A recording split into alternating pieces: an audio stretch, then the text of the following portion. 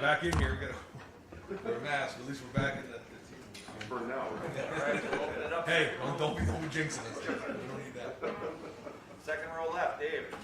Ryan, what are your early impressions of Pele Natiote, and is there any chance of pronouncing that correctly? Too early to tell. I mean, he still has to get a waiver, so we're kind of just taking it slow with him. So just day one, running around out there. We'll see. Your depth at running back seems perhaps a bit deeper than you guys have been. Just what are your thoughts on the talent there at running back and your depth there? Yeah, I mean, he's talented and as deep as we've been in a while. So excited about that. And then just got to get out there and compete. But yeah, I mean, since I've been here, it's certainly the most depth we've had at that position. I think Tony's done a good job of building depth there, recruiting to that room, and all those guys have great attitudes when they're out there. And so it's fun to watch them compete. It's hard to tell how running backs doing always, certainly with no pads on.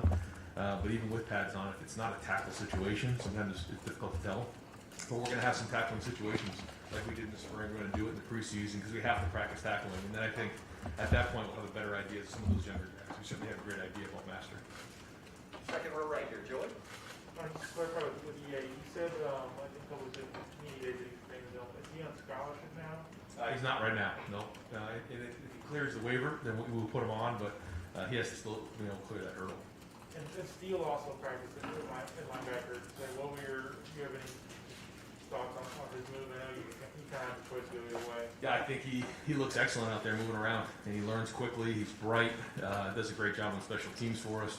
So we've talked about kind of going back and forth a little bit, and certainly want to get his input on how today went, see what he thinks about moving forward. But there's a great opportunity to get on the field for him there. But we still really think he's very highly of him at running back as well. I think he's got a chance to have a major impact for us this year. Third row left, Bill. Ryan, it seemed like Josh Fryer kind of made the most of some increased opportunities in the spring.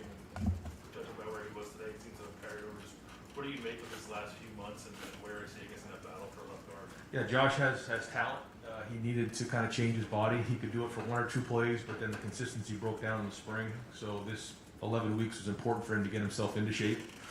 Again, we'll look at the film and see once we get the pads on if he's made that next step. But he certainly has the ability. You could put on a highlight tape of him from the spring of probably 30 plays, and you'd say he's an all Big Ten player. But then I could give you another clip where he looked like he was exhausted and made a lot of young mistakes. So he certainly has the ability. I think he really worked hard to change his body this summer. But again, once we get the pads on, we'll have an idea of how much progress he's actually made. Right next door, Dan. Ryan, it looked like Mike Williams was out there in front of a running back line today. Just what has he done in 1 year's time to kind of go from being a guy who was a three-star recruit to now being a guy who's battling to start at that position?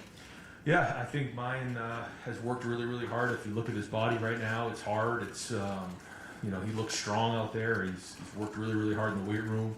And we had his opportunity last year. He did a good job with a couple of the runs, certainly the big run against Clemson that he had.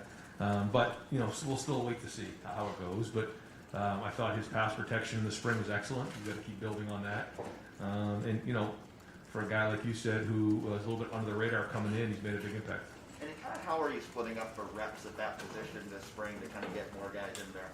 Yeah, we're just trying to even them out the best we can. Leaving that to Tony in that room. The good news is because we have 117 guys in camp because of the super senior situation, it's the most we've ever had. We're actually able to go threes and get a lot more reps. And then even after practice, doing some extra work out there like we just did, got about 13 reps with some of the younger guys as the older guys go in.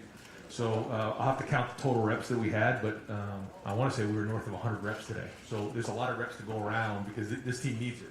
And so that's why we have to stay healthy, and that was the message I had for the team after practice. The race is on to recovery to get to tomorrow, because if guys aren't practicing, they're not getting better. And so the more reps we can get this summer, and the more reps that we can get to that running back room, the stronger they'll get. And so it's like that in a lot of positions, but that's exactly one of them that we got to get a lot of those guys in reps. Second row right, Austin. You guys have been using so much two tight end set over the last couple of years without Luke. How do you see that playing out? What are you looking for with that second guy? Yeah, I mean, we have a couple different body types there. Cade Stover was recognized as an Iron Buckeye here, which is huge. We had a bunch of guys who did, but it was significant that he did. He had a really good summer. So we need him to replace Luke. That's really what we're looking for. We have Mitch Rossi, who is really talented. He can do a few more things in the backfield, move around a little bit. We have G. Scott, who has made the move inside. He's learned the position. And then we have a couple young guys, Sam Hart and Joe Royer, who need to really come on now. And so it's kind of a group of guys where, like you said, we want to see who takes the next step to replace Luke. Now, is it going to look exactly like that when we play the first game? I don't know. I'm excited to see, but I am excited about the growth of those couple guys, and I think they can help us. What does it take to be an Iron Buckeye? Well, that's Coach Mick, and that's something that he takes a lot of pride in. And, we have Iron Buckeye, we have gold, we have red, we have gray, and so at the end of the year, we're heading into the season. We have a champions meeting, and that meeting last night happened, and it was the culmination of 11 weeks of work off of spring practice. And there's a bunch of guys who got that, more than we've had in the past. And an Iron Buckeye is somebody who's been consistent the whole way through. Their work ethic is above and beyond others. Never misses a day, never takes a day off, and really strains to get better. And it's something that around here means a lot. And I know this: when you're an Iron Buckeye around here, you got a chance to make an impact. Because if you're doing that for 11 weeks with Coach Mick, something good's happening. Second row middle, Bill. Mickey usually has that handover ritual. Did you guys have that last night? And what was the kind of state of the team that you're Yeah, so really what it is just, it's kind of the transition from that 11 weeks of working with a team and the strength staff. They're there, and then all of a sudden we get back into football and that transition. And so, our tradition the last couple of years has just been having that meeting, and then really Coach Mick kind of handing over the team. We don't do it as much of a production of it as they had in the past, but it's the same thing. I mean, that's what's going on. We're transitioning from all that work, all that conflict, all that leadership and accountability that was so important that we're going to fall back on. And we do it all the time. Like during the season, when things go bad, we fall back on these 11 weeks. All the stuff that we did with mat drills and different things in the winter as well. Huge part of our program. And so, but now we get into football, and there's a little bit of a transition there, like you're saying. obviously there are a lot of questions about the team starting with the quarterback, but give me a sense of just how you feel about this team, and the fact that this is kind of back to normal, kind of back to normal. I don't know. I mean, there's a lot of guys on the team that have played a lot of football. When you think about some of the guys in the offensive line, you look at Haskell Garrett, you look at Antoine Jackson and Zach Harrison. You look at Jeremy Rucker's played a lot of football. Chris Olave's played. So there's been some guys, Master Teague, they've played a lot of football, but there's also a lot of young guys. So it's a combination of the two. I don't think we'll really know until we start getting into some of these games and figure it out, because there's a lot of big personalities and a lot of production that left the team from last year. So certainly at the linebacker position as well, four guys that had such an impact on leadership and production on the field. So I don't think we know yet, but I think coming off of the summer, talking about how many guys made gold and how many Iron Buckeyes we had, that's a great projection into what's going to happen in the fall. And so if we can stay healthy and continue to work the way we're working, we're going to have a good season. How many guys made Iron Buckeye? I don't know the exact number. I can get it to you next time. I'll have to get it from you. Third row, right, Tony? Right, just wondering about the health of the team. Cam Brown, saw him out there, Court Williams, saw him out there. Did not see Tyler Friday. Any updates? Yeah, no real updates there. There are some guys that are still coming off of those injuries and they're easing their way into camp. A lot of guys are back, but a lot of those guys too are there's probably a handful, like 5 or 6 guys that they're just kind of working their way back into camp. Tyler Friday won't be available. I won't get into his injury just yet. I haven't talked to him about making it public, but he won't be available for really for camp and really for most of the season. Cam Brown, is he full go, good to go? Yeah, he's easing his way back in. He practiced today. He looked good running around out there. We're going to put a lot of these guys on what we call pitch counts, so they only have so many practices. We ease in. They have only so many reps in practice. And then hopefully by the middle of next week, they're full go. Far left, Nathan? Regarding the linebackers, and I know the depth chart is still going to be fluid, but seeing Cody Simon out there as kind of the first guy with the base defense, just what have you seen from him that sort of let him separate there, and how much are you evaluating things like intangibles there as he's going up against some older guys who would be going for that? Yeah, I mean, nothing's been decided yet. We're still, it's really, the way we look at it is, it's practice number 16 coming off of spring practice, and Cody had a very good spring. You know, where it goes and stuff, we'll see. I think we're going to need a bunch of those guys. Last year, there's 4 of them, and they're the ones who played. This year, you know, my guess is it's going to be a little bit by committee, but we'll see. We'll see how the next few weeks go. But like you said, you know, there's some veteran guys in there that have to play for us. Taraja and Dallas and Kayvon. I mean, you know, they're into year 3, and it's time to go. Some of those younger guys are doing a great job in pushing, Tommy and Cody. And it's good to get Steele in there and you know, see him run around as well. So, you know, that's a position obviously that's going to get a lot of attention here and get a lot of focus from the staff, certainly through August, and hopefully in about 2 weeks we've got a better idea of who's going to be starting that first game. With Tyler out, that would seem to transition this sort of luxury that you had with Jack Sawyer and JT to allow to kind of let them come along, maybe place more urgency on how quickly they start making an impact for you. Yeah. I mean, for a lot of those guys, there's some other guys out there that are in the same boat, but yeah, they're going to have to, you know, get on the field a little bit sooner than maybe we thought before. And then, you know, that's really that whole defensive end room now because you lose a guy. Second row left, Stephen? Losing a forward linebacker, it seems like you guys have always maybe trending towards maybe a more base defense, where you got this bullet look. You guys have been talking about it for 3 years now, but between the spring game and today, maybe seemed like the first time we actually saw that out in play. What have maybe Ronnie Hickman and Craig Young kind of shown you guys over the past 6 months that have allowed them to emerge there? Yeah, I mean, we've always kind of had the bullet idea, and we want to put the best guys on the field, and that's a package for us that we can go to if we need it. But they've done a good job. Ronnie and Craig both had good summers.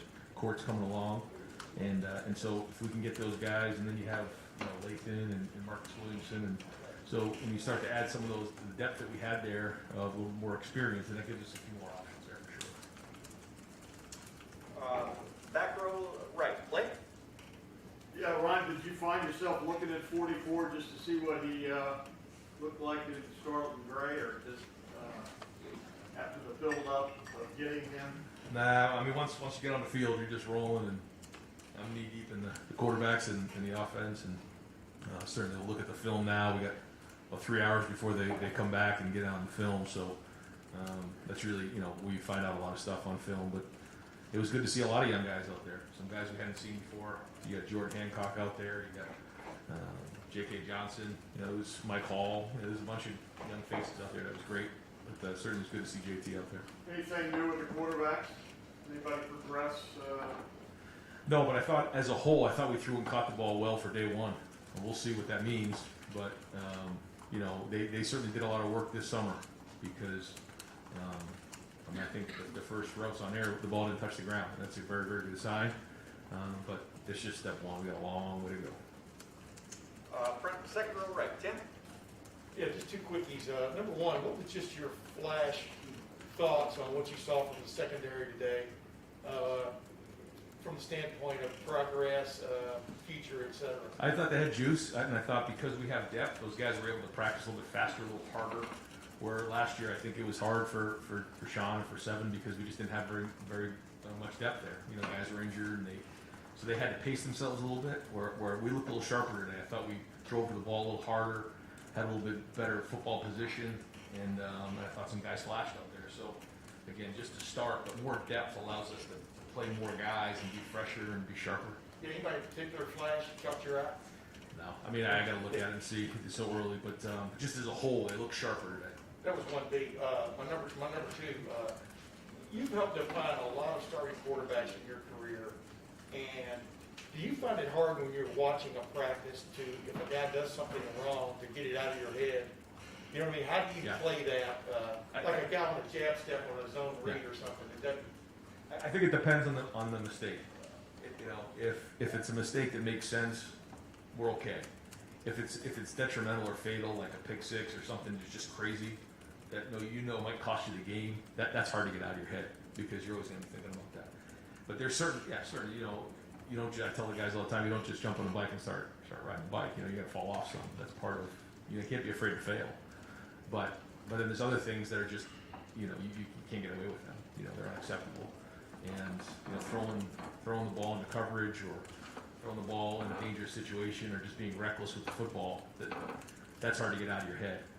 I'll say for the most part today I didn't see any of that, so that was good, but again, just day one. Middle, Pat? Going back to Paulie,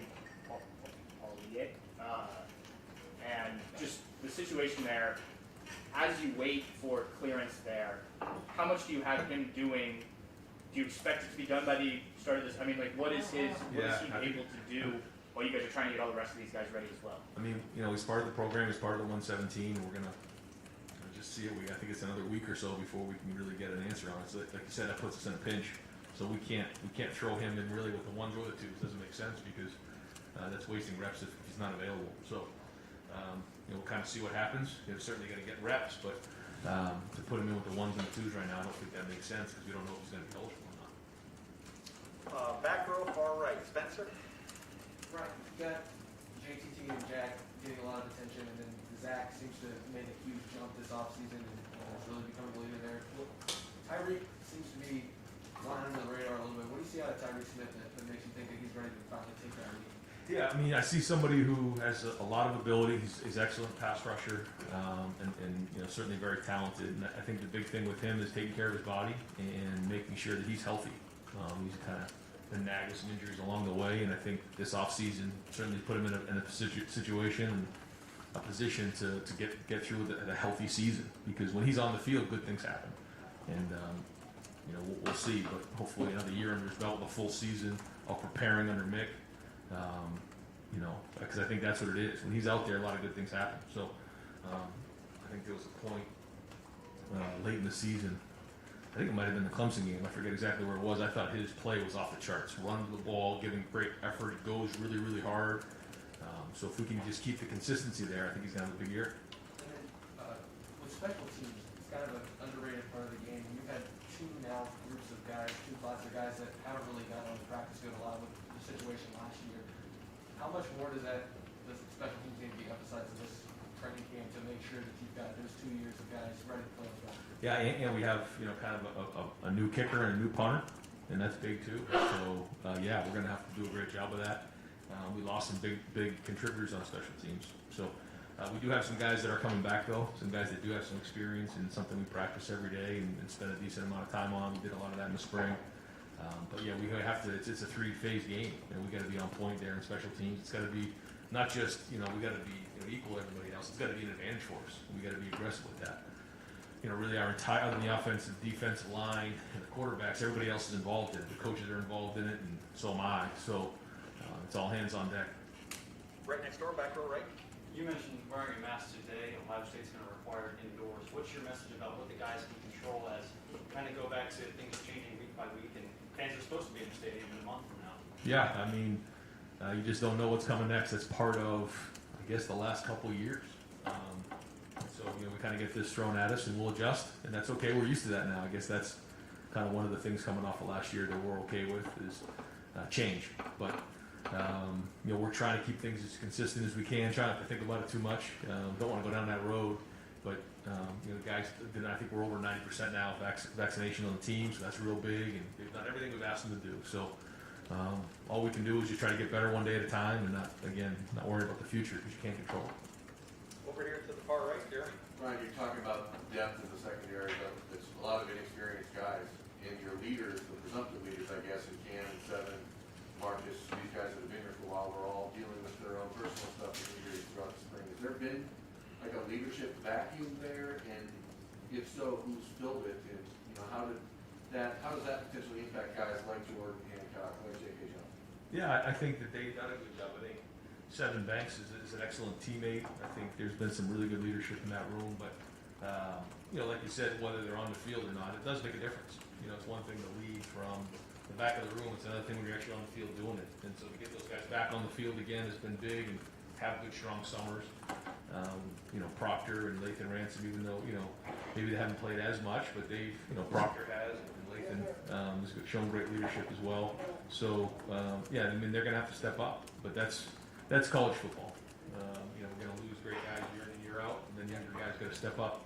And I said it to the freshmen who are here, who just got here for the first time. Your legacy starts now because it goes fast and faster than ever.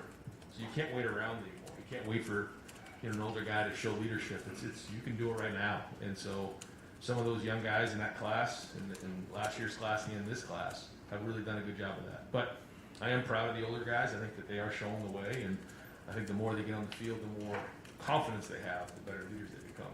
Where do you see Jalen Johnson and Andre Turntime fitting? I mean, are they multiple guys? I don't know. Yeah, I want to see once we look at the film. I don't even know what I'm looking at. Some of those numbers, I don't even know who they are. Like, well, that's a good play. Who's number 32? I don't even know who they were. So I got to figure out who those people are. Some fresh names, fresh jerseys out there. Some guys switch numbers. So I think Marcus Williamson was in 5. I didn't know who that was. We got to figure all that out. But again, just as a group running around and making plays, it was energy and it was sharp, and I thought it was competitive. We got a few more minutes. Some of you, if you want to raise your hand, if you got another question, we'll keep Coach Dave for a few more minutes. Go ahead, Tim. Yeah, Marvin Harrison Jr. You got to see him all spring, et cetera. Put him in perspective as a incoming freshman. It seems that he has all the tools. I mean, just watching him and stuff. And I don't know, how would you put him in? Just a guy coming in, raw, et cetera. But he looks ready to play. I mean, I think all three of the guys are very, very impressive. And Marvin had a really good spring, had a really good summer. You see him, he looks great. But Emeka Buka, unbelievable. Had a really, really good, spring. He had a really good summer. I mean, an excellent summer. And so is Jaden Ballard. I think all of them are different. They're all different body types and styles. So, in a really talented group in room of the receivers, I'm excited to see kind of what they look like the next couple of weeks, because I've been very, very impressed and think that they can have an impact early on. What do you attribute that to? Is it the 7-on-7 proliferation? I mean, obviously these guys are good athletes too, but I mean, what do you attribute that to? I think that's probably what it is. The more and more these guys can play, the better off football players will be coming into college. And I think it's hard to do with offensive linemen, linebackers, but quarterbacks and receivers, I think they're a little bit further along now than maybe they were 10 years ago because of that. We're right next door to Austin. We can keep them at one just because I got a handful of you guys. Austin. Yeah, Ron, getting What about 1B? Yeah. all up together, having Harry Miller healthy again out there, and will you intend to keep him at center, or is that the plan moving forward? Yeah, I mean, he's starting there, but he has great flexibility, and we think that the center can play guard, and we can move those guys around. The more versatility we have, the better. But he's had a very, very good summer, and worked really, really hard on his body and got healthy. So we're going to start at center and kind of see where it goes from there. But the good news is he can do a lot of things, and that's huge value.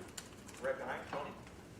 Those 3 freshman receivers, they are living with Kyle McCord. Did you guys put that together, or did they? No, they did. Yeah, they did. And Kyle likes doing that. Yeah. What does that do for your future? Yeah, I think there's a bond. I mentioned it again. I brought all the freshmen in here, and I mentioned to them that report date last night.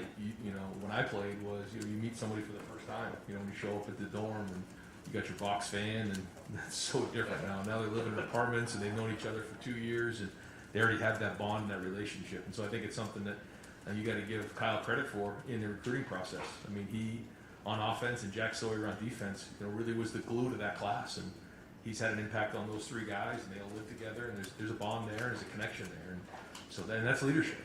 And I got hats off to Kyle for doing that, and it's going to pay dividends in the end. Second row middle, Bill. Trevion Henderson, he comes in, the 5-star guy. It's early, but what are your impressions of him? Does he look special to you? He's very serious. He's very serious about his football. It means a lot to him. He's low maintenance, high effort, and has a lot of the talent. And the more we can get him reps, the more he can play, the better off he's going to be. But I think he has a chance to be special. Yeah. Third row left, Bill. Ryan, Haskell and Tehran both kind of look like the guys you would traditionally see playing the 3-tech here, but I'm wondering, do you think they could play alongside one another? One of those guys potentially play 1-tech, or are they kind of just, a pair that you have at 3-tech? Yeah, we've kept guys pretty much at 3 technique and nose, but it's not that hard to move a guy from 3 to the nose. And they have flexibility to do that. We obviously, like you said, like them at 3 technique, but there's flexibility there as well. And final question, back row right, Spencer. Ryan, you had two pretty vocal leaders last year on the offensive line, Josh and Wyatt both move on. Thayer's not really a vocal guy as far as leadership. Do you see a need for that? Do you guys need a vocal leader on the offensive line, or do you think that the leadership styles all kind of mesh together pretty well? No, you always have to have a vocal leader in that group.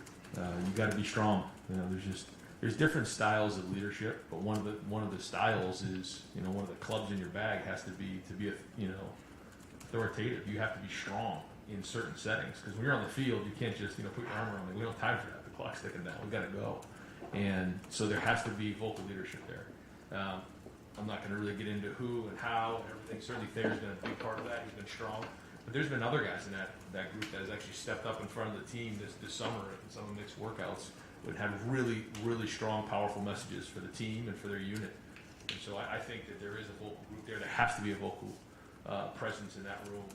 And so I think we have some really good young